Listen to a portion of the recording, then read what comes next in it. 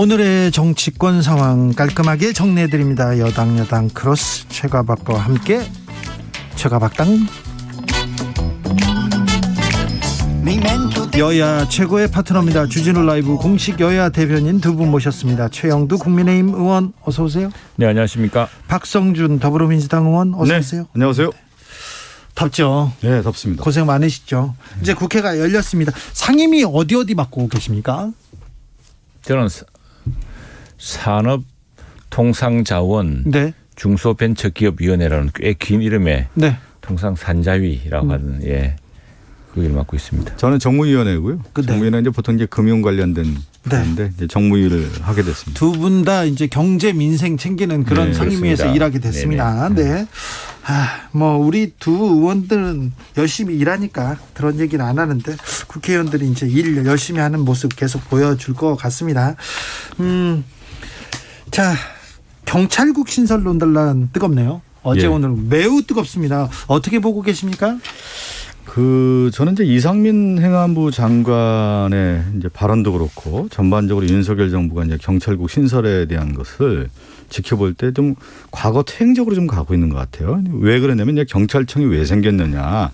근본적인 취지와 그 본질을 알면 경찰국 신설이라고 하는 것이 있을 수 없는 일인데 왜 이렇게 무리수를 두는지는 모르겠습니다. 우리나라가 이제 87년 민주화 이후에 가장 큰 권력기관이라고 할 수 있는 경찰이 권력의 독립성, 중립성을 위해서 경찰청을 만들었습니다. 그게 91년도인데 과거에는 내무부 안에 있는 치안본부에서 일을 해왔단 말이죠. 그런데 이제 권력에 대한 부분에 너무 치우쳐 있는 거 아니냐. 결국은 경찰도 국민을 위한 경찰로 가야 돼서 그것을 독립성과 중립성을 추구하기 위한 경찰청을 만들었는데 지금 윤석열 정부가 경찰국을 신설한다는 것은 과거에 내무부 산하의 치안본부 그러니까 행안부 안에 경찰국을 신설하는 것과 같은 과거 획기적인 것이고 인사권과 이제 예산 감찰권을 통해서 경찰을 통제하는 것이 아니냐. 결국은 그건 뭐냐면 수사의 지휘도 하고 수사의 중립성을 훼손할 수 있다라고 하는 것을 지금 그러한 우려 때문에 경찰이 가장 지금 반발하고 있는 거 아니겠습니까? 원래 경찰의 조직의 취지에 맞지 않는 쪽으로 가고 있다라고 해서 지금 총경 회의도 있었고요. 또 더 나아가서는 14만 경찰 회의까지 지금 회의를 한다는 거 아니겠어요? 네. 왜 이렇게 무리수를 두는지 모르겠습니다. 최영두 의원님. 네, 이건 뭐 정말 민주당이 책임있는 정당으로서 이렇게 과장되게 이야기를 하면 안 됩니다. 민주당이 지금 과장하고 있습니까? 그렇습니다. 이게 기본이 다른 것은 자 지금까지 경찰을 그럼 누가 통제해 왔느냐? 청와대가 해왔습니다. 네. 민정수석실을 통해서. 그건 맞는 말이죠. 그렇지 않습니까? 그죠? 그런데 민정수석실 없앴어요. 우리 윤석열 정부는. 네. 그래서 이제 그리고 이렇게 경찰 행정을 정상화시키는 겁니다. 이제 이렇게 되면요. 그동안 우리가 행안이라고 해서 행정안전부지 않습니까? 행안부인데 주로 이제 행정안전부는 중심이 뭐냐면은 지방자치하고 행정이 중심이었습니다. 그런데 행정안전부가 되면서 이렇게 되면은 이제 경찰도 사실은 굉장히 중요한 축을 하나 담당하게 되는 셈이고 지금 이 요지는 있습니다. 민정수석실이 없어지면서 과거에 청와대 인사안이나 뭐 경찰 인사안 이런 것들이 행안부 장관이 뭐 볼 틈도 없이 바로 치안비서관하고 뭐 그다음에 민정수석하고 대통령한테 대충 하고 심지어는 솔직히 말씀드리면은 문고리들이 다 했습니다. 경찰 인사를. 그래서 경찰이 참 그렇게 권력이 약하기도 했던 건데 이제는 그걸 투명하게 경찰들이 와서 직접 경찰국이 전부 경찰들이 와서 하는 조직입니다. 경찰국이 무슨 검사들이나 다른 공무원들이 와서 하는 게 아니고 경찰국에는 최양감을 비롯한 경찰의 정예 요원들이 와서 경찰 인사를 정상화하는 것이고 이제는 청와대로 이렇게 그 뒤에서 비공식 비선을 통해서 청와대와 뭐 인사를 이야기하고 그래야 하는 조직이 아니라 그리고 청와대를 통해서 수사지시가 내려와서 울산시장을 갑자기 압수수색을 하고 선가는 그런 방식이 아니라 이제는 정말 투명하게 균형과 견제가 이루어지는 그런 시스템을 만드는 겁니다. 저도 말씀 좀 드릴게요. 자치, 투명, 자유, 정상화 이렇게 경찰을 만들려고 하는데 왜 경찰들이 반발하는 걸까요? 여기 대해서는 조금 우리도 소통에 잘못이 있었던 것 같고 또 하나 이제 경찰에서는 그런 의구심들이 좀 있겠죠. 이게 과거로 돌아가는 그렇지 않습니다. 그렇게 말씀하시는 분들한테는 제가 되묻고 싶은데 그렇다면은 청와대 민정수석실로 되돌아가고 싶습니까? 그리고 전 이게 전체 경찰의 뜻이 아니라고 생각합니다. 일부 이제 경찰의 일부 엘리트들이 이제 이렇게 검찰과의 경쟁, 검경 수사분리 과정에서 빚은 앙금 같은 게 남았다 생각하는데, 자, 청와대 통제를 받으면 독립이 지켜지고 행안부 통제를 받으면 독립이 훼손되는가? 이건 앞뒤가 안 맞지 않는 주장이고요. 프랑스와 독일도 내무부에서 경찰 인사와 예산 치안 정책을 관장합니다. 그러니까 지금 좀 이제 여당 국민의힘의 그리고 내 대통령의 민족 통제라는 얘기를 하는데 지금 얘기를 좀 잘 봐야 돼요.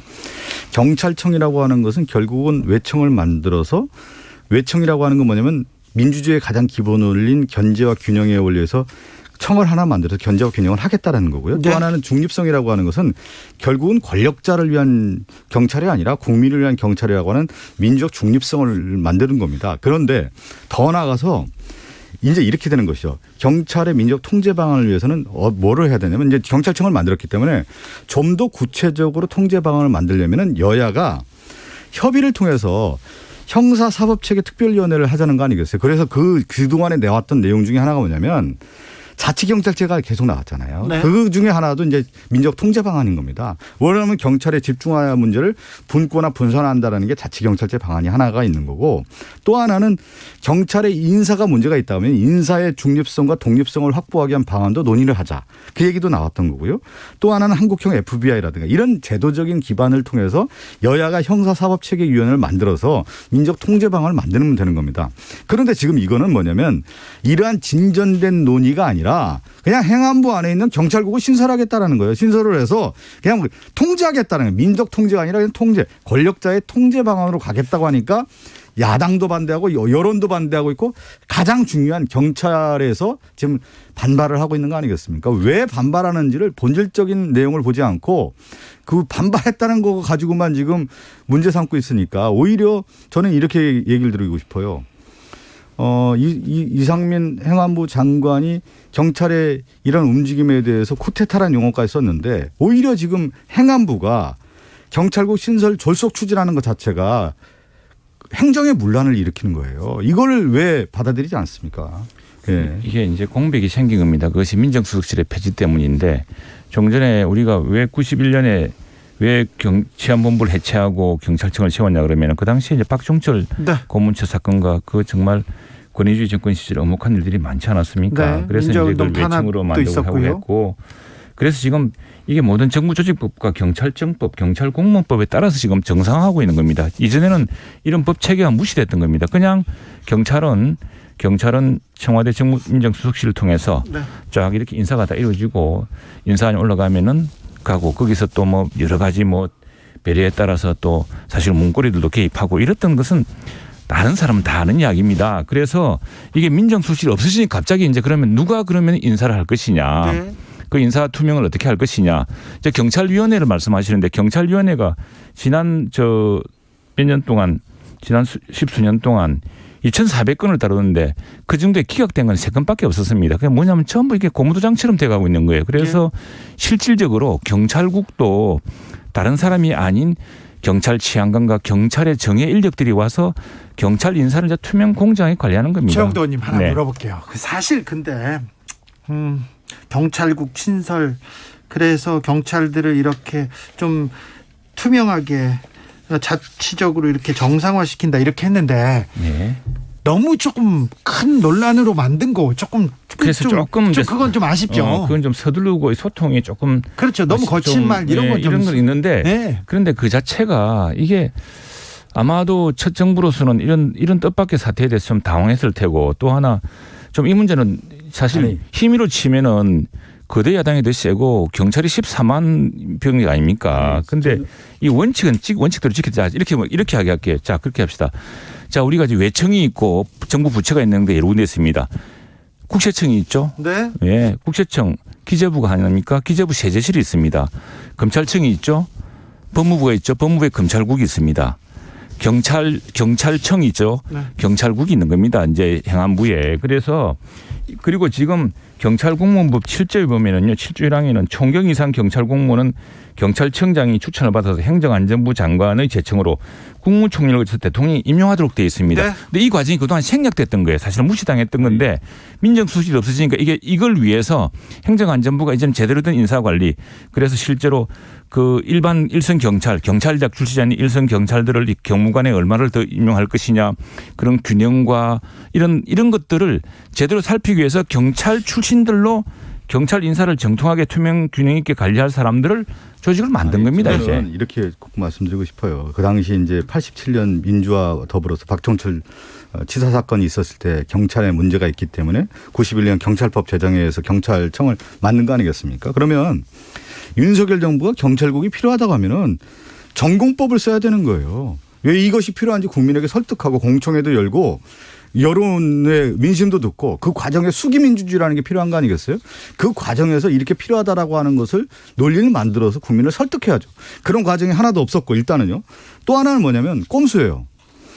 이 경찰국 신설안 같은 경우는 국회 법령 개정을 해야 되죠. 왜 그러냐면 여야라고 하는 것이 지금 여당 의원 아니겠습니까? 그러면 여야가 만나서 행안위에서 충분한 논의를 하고 그다음에 법사위 통과하고 국회 본회의를 통과해서 이 신설안에 대한 것을 국민의 입법기관인 국회에서 만들어야죠. 왜 시행령으로 해가지고 꼼수를 써서 바꿔가지고 경찰국 신설하려고 합니까? 이거 자체가 편법을 쓰고 있다라는 거예요. 왜 공정과 상식이 맞지 않다라는 거예요. 아니 이게 의원님 이게 다 정부조직법 7조, 경찰법 14조, 28조, 경찰공무법 7조에 다 근거 규정이 있습니다. 아니, 그런데 이렇게 중대한 사안을 그냥 지금 그러니까 그래서 이렇게 문제가 되는 거 아니겠습니까? 우리 박 의원님 말씀처럼 그걸 충분히 설명하면 되는데 네. 이제 그런 점은 이제 뭐 저도 솔직하게 좀 아쉬운 점이 있습니다. 네. 아쉬운 점이 있지만 그러나 그렇다고 해서 원칙과 이게 법적이 틀린 이야기가 아닌데 이걸 가지고 갑자기 그리고 지금 경찰 전체가 마치 하는 것처럼 하지만 사실은 총경회의라는 것도 그때 전국 710명 총경 중에 189명 왔습니다.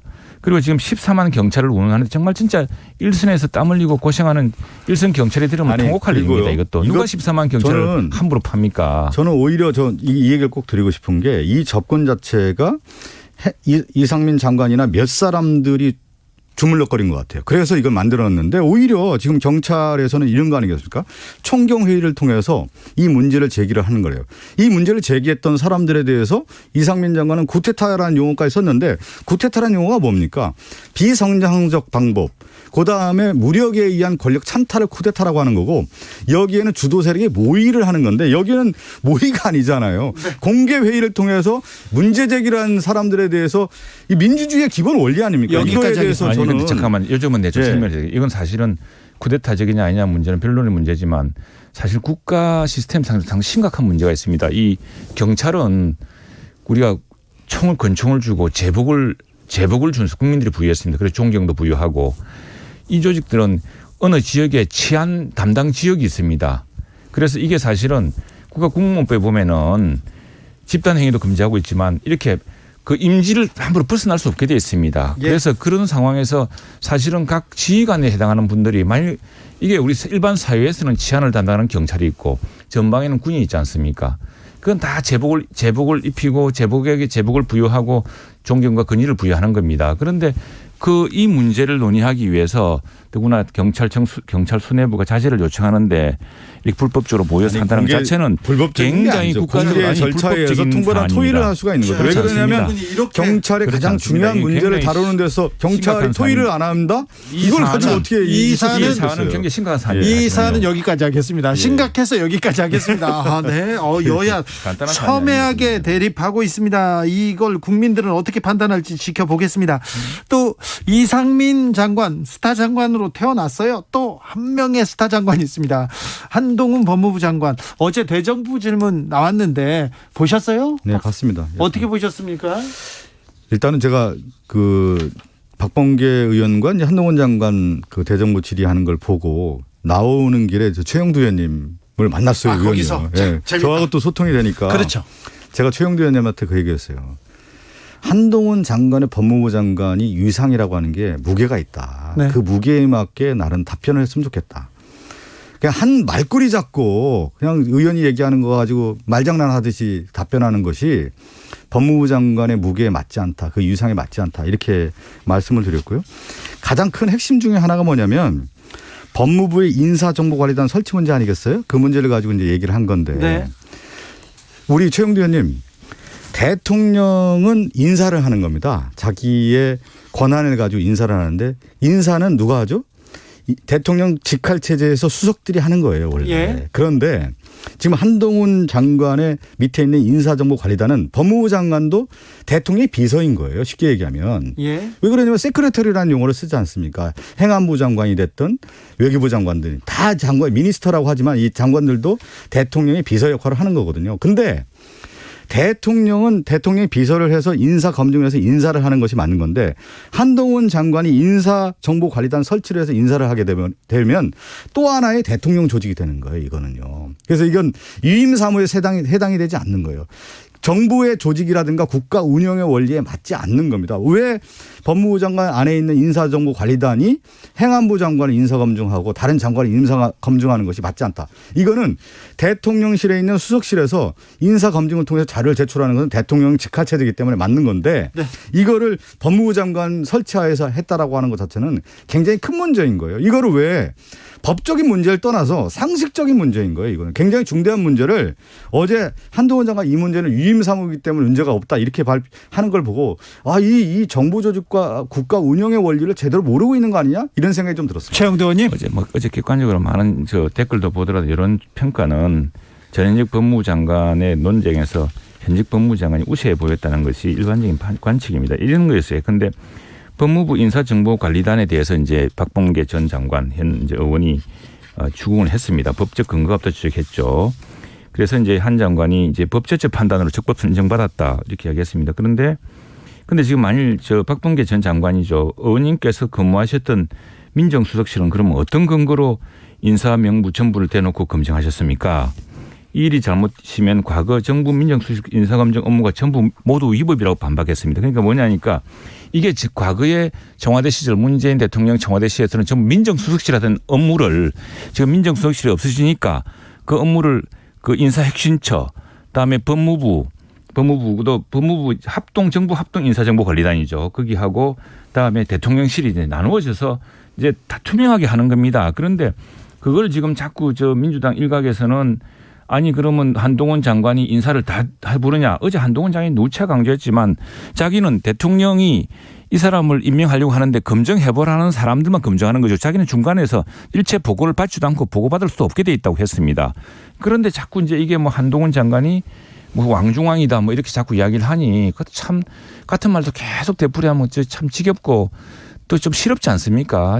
어제 보니까 아니 그러니까 그 이야기를 하다가 상식적인 다 반박만 당했어요. 당연히 대통령은 대통령에 필요한 인사를 대통령 수석실에서 인사를 하는 것이 당연히 맞는 것이죠. 검증을 하는 것이 맞는 거고 정보 보고하는 것이 맞는 것이죠. 그거는 당연한 거고 그런데 그거를 법무부 장관 산하에서 두는 것은 인사의 기본 원리 맞지 않다는 거예요. 미국의 FBI는 법무부 산하에 있고요. FBI에서 인사검증 다 하고 200개 되는 그런 인사 항목 그게 무슨 리스트 이름이 있던데 그거 가지고 법무부가 다 검증합니다. 그거하고 이제 그걸 보고를 이제 백악관이 받게 되고 그 보고를 근거로 이제 의회 상원에 제 얘기는 하는 거고요. 의원님 예. 대통령 산하에 연방수사가 인사검증을 했다고 하면 그렇게 가는 게 맞는 건데 이 인사검증을 법무부 장관 산하에 둬서 법무부 장관이 통제하지 않는다니까요. 통제하게 돼 있지 않습니까? 구조상으로.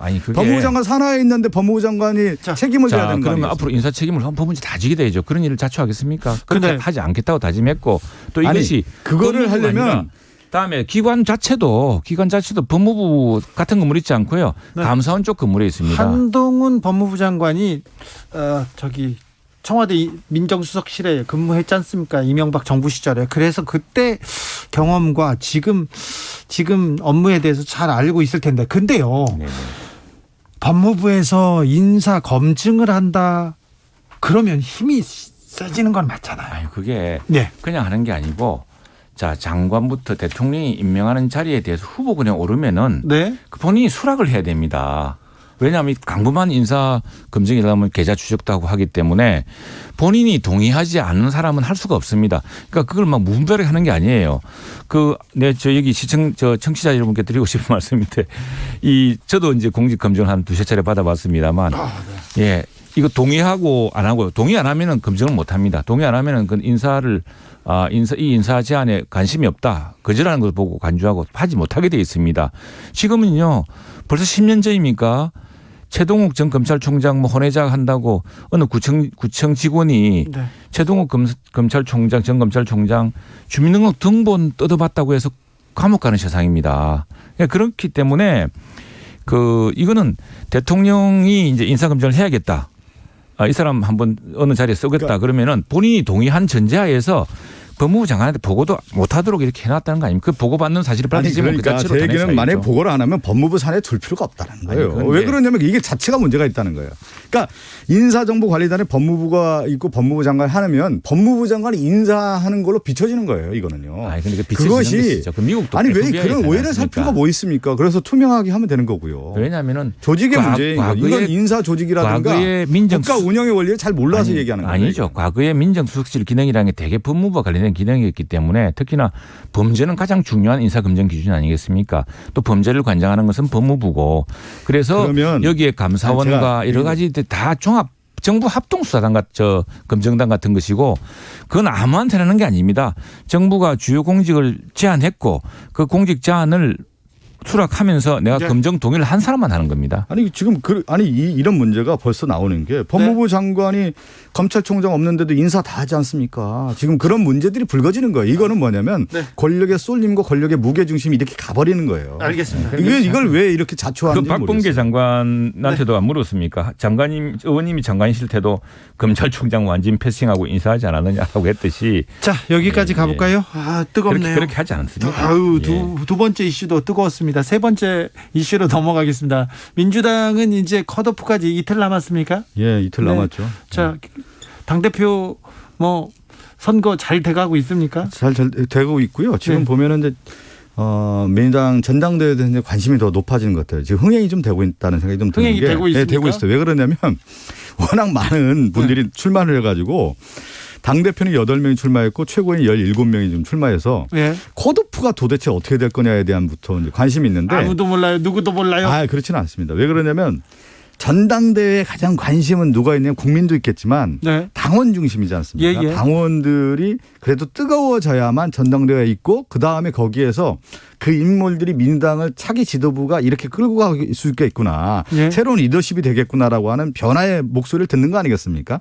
그런 과정이 있기 때문에 상당히 관심이 있고 민주당 안에서는 상당히 흥행이 되고 있다라는 거죠. 제가 이제 지역구가 중구 성동구 을인데 이제 8월 28일 날 전당대회 하기 전에 이제 지역위원회를 다시 대의원을 이제 해야 됩니다. 전당대회 준비하기 위해서. 어제 그래 전당대회 대의원 대회를 어제 했거든요. 일단 대의원들 관심 선거가 상당히 높고 또 여기에 오시는 이제 최고위원 출마자라든가 당대표 출마자들이 이제 와서 당대표는 못 오는 분들 같은 경우는 이제 대행을 해서 보내서 이제 오게 인사말도 하게 되거든요. 그만큼 뜨겁다라는 거예요. 그래서 관심도가 높고 한 말씀할 때마다 이게 민주당이 전당대회를 위해서 이렇게 열심히 준비하고 있구나. 저는 느껴집니다. 참 민주당의 그 현상을 보고 또는 우리 당에서는 똑같은 이야기를 하고 있는데 이 참 의회 민주주의를 비춰보자면 굉장히 좀 위험하기도 하고 걱정스럽습니다. 왜냐하면은 의회 민주주의를 택하고 있는 미국이라든가 이런 유럽의 국가들을 보면은 이렇게 당대표 체제로 가는 나라가 없습니다. 이건 어떻게 보자면 좀 권위주의적 정권들 또는 심하게 말하면 공산당식 이런 나라들이 그렇지. 왜냐하면 여기는 국민들이 국회에 일하라고 국회의원을 뽑아줬습니다. 그래서 원내 정당이 있죠. 과거에는 우리가 원내 총무라 그랬어요. 그때 제왕적 총재가 있던 시절 그리고 총재 원내적 그리고 사실 대통령이 또 당 총재기도 하고 해서 그렇기도 하고 했습니다. 그러나 지금 우리가 어느 시대부터 국회도 많이 협치로 가고 하면서 이제 원내 대표를 해서 원내 정당으로 가기로 했거든요. 그래서 지금 모든 그 원내 정당의 민주당도 그렇고 우리 당도 그렇고 모든 회의의 중심이 국회 내에서 이루어지고 있습니다. 그런데 이게 또 옥상옥 같은 당대표 체제를 만들겠다는 것인데 그것도 불행하게도 지난 대선 그리고 지방선거에 대표를 불렀던 그분이 또 당대표를 해서 하겠다고 하니까 민주당 내에서도 얼마나 걱정이 많습니까? 그래서 지금 이렇게 되는데 이건 옥상옥이고요. 근데 미국도 강력한 대통령제 국가지만 미국은 당대표라는 게 없습니다. 대통령과 그다음에 다수당의 하원 의장 그리고 또 소수당은 소수당 대표 이렇게 해서 원내 정당이 이루어지고 그러면 전국위원회 RNC 같은 DNC가 전국위원회에서는 대통령 선거 뽑을 때 대통령 선거 관리를 해주는 정도지 이렇게 의회 민주주의를 자칫하면은 지금 국회가 본격적으로 할 시기에 이제 그래서 저도 걱정되는 것이 우리 당이 만일 전당대회를 할 경우에는 이거 정말 여당으로서는 블랙홀에 빠지는 거거든요. 네. 권력 당권 싸움에. 그러니까 미국과 이제 우리나라 이제 차이였는데 우리나라 정당은 이제 약간 또 독일 영향도 받은 거거든요. 독일도 이제 미국 아니 캠페인 예. 정당에 독일식을 받았다는 건 뭐냐면 진성당원 중심으로 하는 건데 왜 진성당원이 우리나라에 생겼냐면 우리나라는 권위주의 정부 군사정부에서 당원들이 실질적으로 민주화 운동을 한 거예요. 그래서 그 국제정부에서 싸울 수 있는 대의원이나 당원을 확보해야만 실질적인 리더십 확보되고 거기에 대한 어떤 대립각을 세워서 그 당원으로서 활동을 할 수가 있는 역할들이 있었기 때문에 우리나라가 민주화 과정에서의 어떤 진성당원이 필요했던 과정이 있었단 말이에요. 그러면서 당대표를 뽑았다라는 것을 인정해야 되는 거고 진성당원 같은 경우는 독일식으로 이제 돈을 내면서 실제 활동하는 거고 미국 같은 경우는 캠페인 정당이거든요. 사실은요. 그렇기 때문에 단순하게 의회민주주의라고 해서 미국하고 우리나라를 비교할 필요는 없다. 그래서 네. 우리나라는 독특한 민주주의 역사 과정에서 진성당원이 필요했던 겁니다. 아니 그래서 예. 민주당은 최근에 국민 여론조사를 확 높였습니까? 그건 뭐냐면은 이재명 후보한테 유리한 방향으로 바꾸고 있는 거죠. 그리고 미국 정당도 코커스라는 것은 당원들이 참여하는 겁니다. 네. 그리고 독일의 경우는 원내 정당과 이 원외 정당 구분할 필요는 없는 것이 네. 내각제이기 때문에 원내 다수당이 연정을 구성해서 바로 미국과 독일을 넘나들어서 여기서 마무리하겠습니다. 최영두, 박성준 제발 좀 옥상옥 안 했으면 두 분 감사합니다. 네, 감사합니다. 인사. 네.